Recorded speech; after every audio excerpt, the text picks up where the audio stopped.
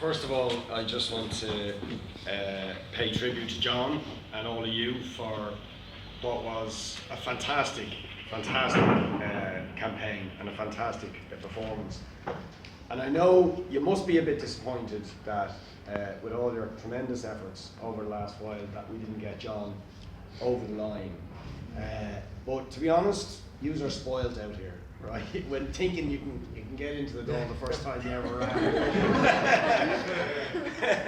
I had some pretty bitter results, quite a few of them, before I ever got elected to anything. And that's a sign of the advance of our kind of politics and of the sort of movements that we're involved in building.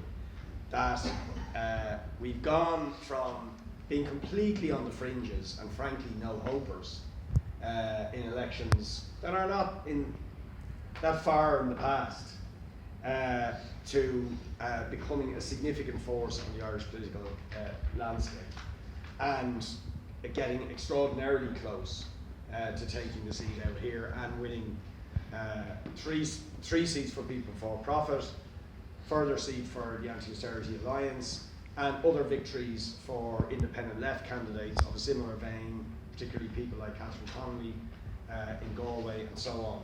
So there has been a very, very significant advance, and while we would have, of course, loved to get John over the line, I don't think you can overestimate how good your performance was. This was the hardest constituency to make that kind of breakthrough. It's huge, apart from anything else. It's absolutely enormous.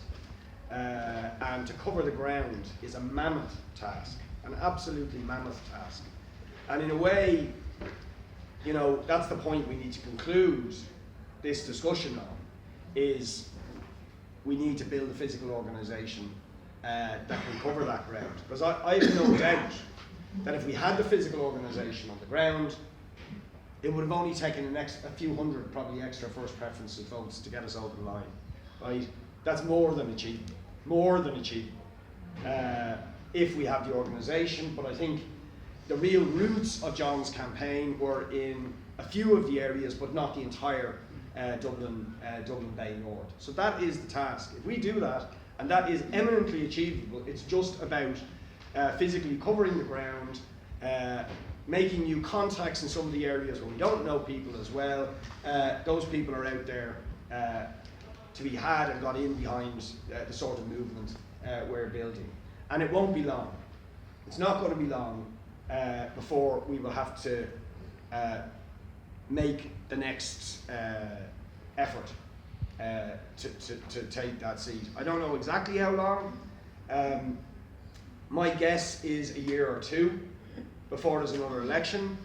It's possible we could even stumble into one in a few weeks. I don't think that's going to happen. I don't think any of the political parties or the people want another election. And to be honest, I don't think there should be another election. I think, and I'll talk about this in a second, the people have sent a very definite message to the political establishment in this election. And now it is up to all of those who were elected to do what they were asked to do by the people in the election. We can talk a little bit about what that is, what we think the message that has been sent is. But at the moment, the arithmetic is that it will probably, my guess, is that it will be a Fianna Fáil, Fine Gael government. But I don't think that government will last terribly long. And we will be looking at an election before there will even be council elections again for John and others, is my guess. So we have to not sit back as exhausted as I'm sure some of the people are who've been campaigning on the water and then on this very intense process of an election over the last while. We have to keep going for all sorts of reasons, not just for electoral reasons. We have to keep going. But I think you should be very, very proud of yourselves, and we just need to take it now to the next level. But overall, I think the result is a tremendous success. Now you might say, how could it be a tremendous success if we're still facing the prospect of a Fianna Fáil, Fine Gael government? And that's true, and I don't look forward to that. But what Gino said is very, very important. This is the worst result for Fianna Fáil and Fine Gael in the history of the state. And they are now facing having to do the completely unthinkable, which is acknowledge that there is no difference whatsoever between them, that they have been playing us for fools for 70 years in pretending there was any difference between them, and getting in and being what they actually are, right?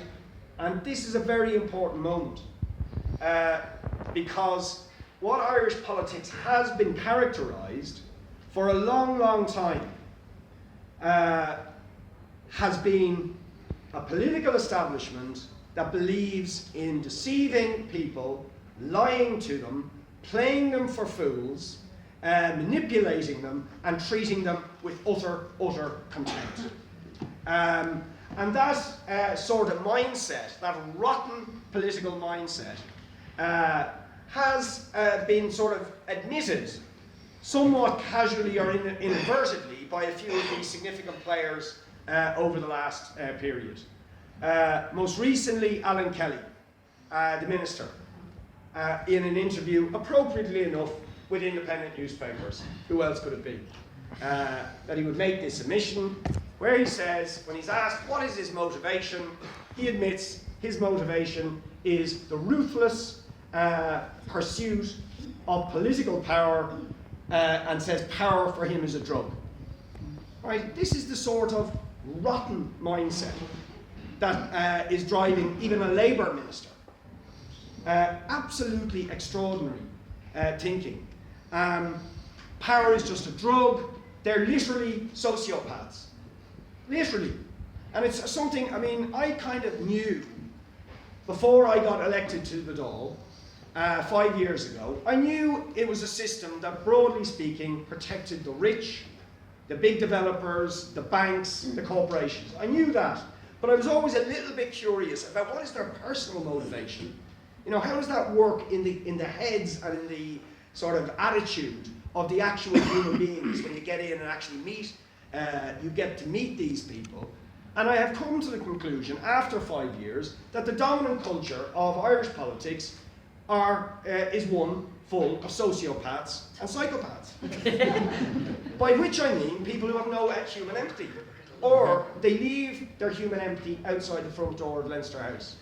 They might have it in their personal lives, with their family, but when it comes to walking in through those gates and engaging in the political process, human empathy is gone, and what we're doing is playing a cynical game in order to be part of the club, to be part of the circle.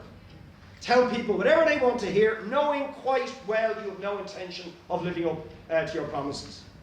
Another little anecdote in that regard, very, very telling, but telling about what happened to the Labour Party.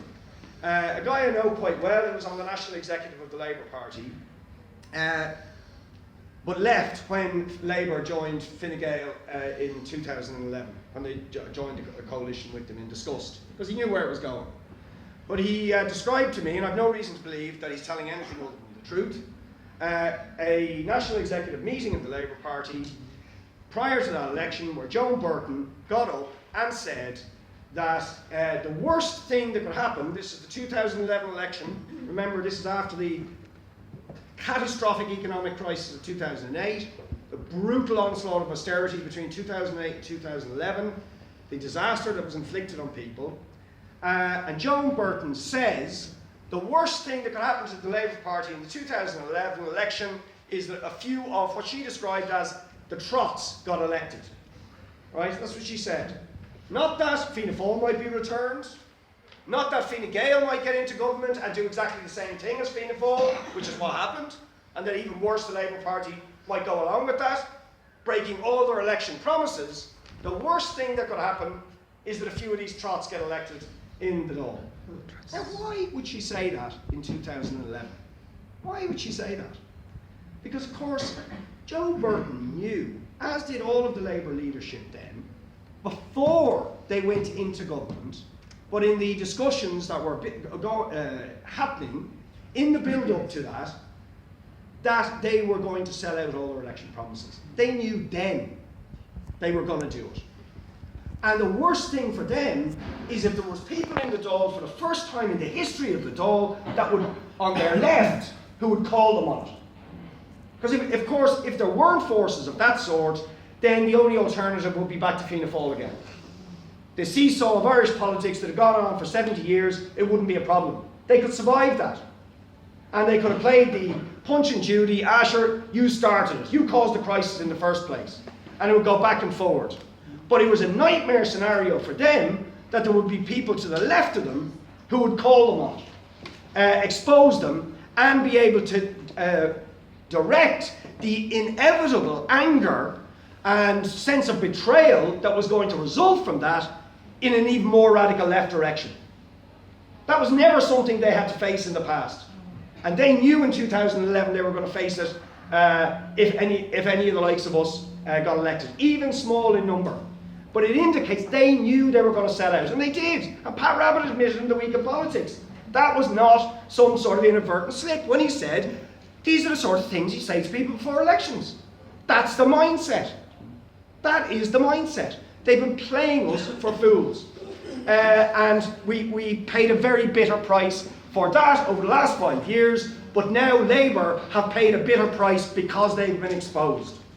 And now we have a historic opportunity to break that mould, where Fianna Fáil and Fine Gael between them have only 50%, and it is a historic decline that I don't think will not be arrested. In fact, when they form a government together, as I think they will, that decline will continue even further.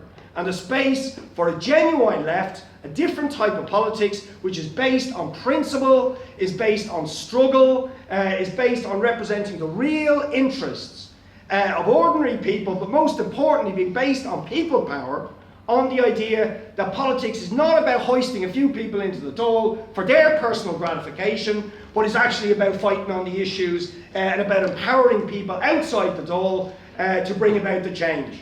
Because the truth is, it's not just a slogan, change has always come from the people.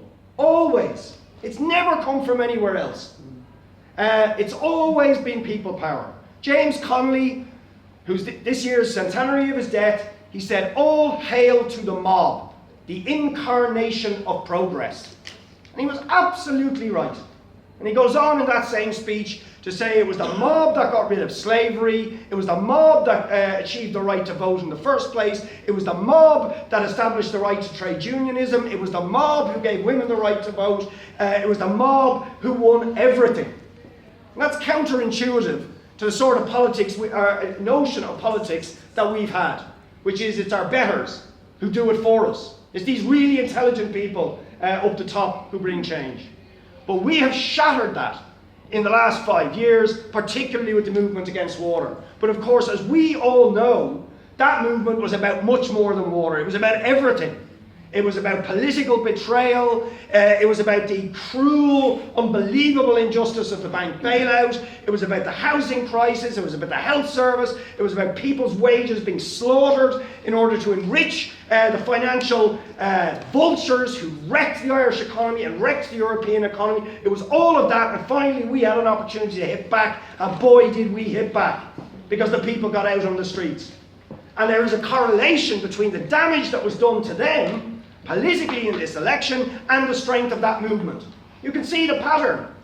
It's most pronounced in the urban areas where the resistance was stronger, or in the towns in the country, but less so in the rural areas. And insofar as Fianna Fáil and Fine Gael have survived to some extent, a lot of that is in the rural areas where the resistance, if you like, was less because people were already paying for their water, or because we didn't have the level of organisation to mobilise it.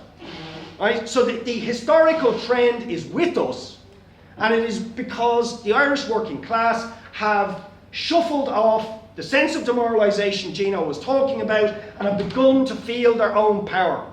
So we must not let any sense of disappointment about not getting John or a few of the others over the line cloud our vision about, in fact, what we've achieved. And this is why we are on the brink of defeating them on the water charge. And we have to remember that. Our strength, our electoral success, everything that has happened in terms of battering the political establishment to the point that they are at a historically low point, has arisen from that mass movement of resistance, to the point now that even Fianna Fáil are in an absolute dilemma. They were the ones who brought in the water charges, and yet they are now, the whole question of the government or formation of it could hinge on the question of water. Because they had to make the pledge. They wouldn't have made even the small recovery they did if they hadn't made the pledge to get rid of water charges. And they did that with great reluctance, but they knew it was the only way back, particularly in Dublin, to say those things. So, I think we are really on the brink of victory. If they portray in their first act of government formation the pledge to get rid of water charges, there will be uproar. But we have to make sure over the next few weeks that they know there's going to be uproar. And this is absolutely critical. This is not the time to take the foot off the pedal. This is the time to escalate. And we have to push now for a national demonstration. And I know people are exhausted. To be honest, there's a bit of a debate in the wider right to water movement about whether we should or we shouldn't. I personally believe we have to make our voices heard in the next few weeks to demand there is a national mobilisation on the issue of water. To say whatever government comes in has to get rid of water charges if they have any respect for democracy and for the promises they made before the election. And don't let anybody tell you, and I've heard this argument going around, that you have to have a left-wing government to defeat water charges. You do not. We defeated water charges in the 1980s, we defeated them again in the 1990s with a mass boycott and a mass movement. This movement is bigger in the boycott terms, in its mobilisation terms, than any of those movements. We can crush Irish water, and we can force Irish, whatever the government is, to get rid of these charges. And we have to do it over the coming weeks. It's critical. If Fianna Fáil think they can politically get away with a betrayal, they might consider it. So we have to let them know they will be slaughtered if they don't do what the people demanded. But also, we have to open new fronts of resistance that will define what this government has to do. The other obvious one is housing. The situation of housing is catastrophic, absolutely catastrophic, and everything they're doing, notwithstanding crocodile tears and mealy-mouthed announcements about what they're going to do in 5 years' time, with all these plans, the truth is they are busy trying to privatise the housing market even further as we speak, just as they're trying to do with water. And if we let them away with it, the housing crisis will be even worse in 3 or 4 years' time. So we have to mobilise on this, and we have to demand the right to housing. We have to demand the seizure of NAMA property and land and putting it into the ownership of local authorities, the employment of thousands of construction workers directly by the local authorities to build council homes. We have to demand that absolutely immediately. Similarly, on the health service, we have to demand decent pay for nurses so we can recruit nurses again, and we need thousands of nurses recruited into the health service to open up the thousands of beds and alleviate the problems that are happening in the health service. And they are aware of this, they know some of these issues, and the other thing, I'll just finish on this point, is about low pay. They have tried to use the atmosphere and have, to some extent successfully over the last 8 or 9 years, tame the organised working class movement with the atmosphere of recession and the atmosphere of fear to say you have to accept pay cuts, pay freezes, don't ever expect a pay rise, you're not allowed to ask for one, and you can see the fear in the rise when the Lewis workers start coming out and saying we want payback for the last 5 years and trying to demonise those workers. But in fact, a victory for the Lewis workers is a victory for every single worker. Every single worker. And some people are saying, oh, the Lewis workers are well paid. A, they're not. But B, will it be easier or more difficult for other workers who deserve pay increases as well if the Lewis workers win or if the Lewis workers lose? It's obvious. If they win, it opens the floodgates. And that's what we need. We need to open the floodgates to demand that the enormous profits that are being generated by companies, the big companies in particular, across this country, are given back to workers in terms of increased wages. And we need to really encourage any spark of resistance, because the water movement has given a new confidence and a new militancy, and it's beginning to feed into the labour movement, which has been dead on its feet and suppressed by a trade union leadership that was in bed with the Labour Party. But their grip is breaking, and we have the chance to break that through.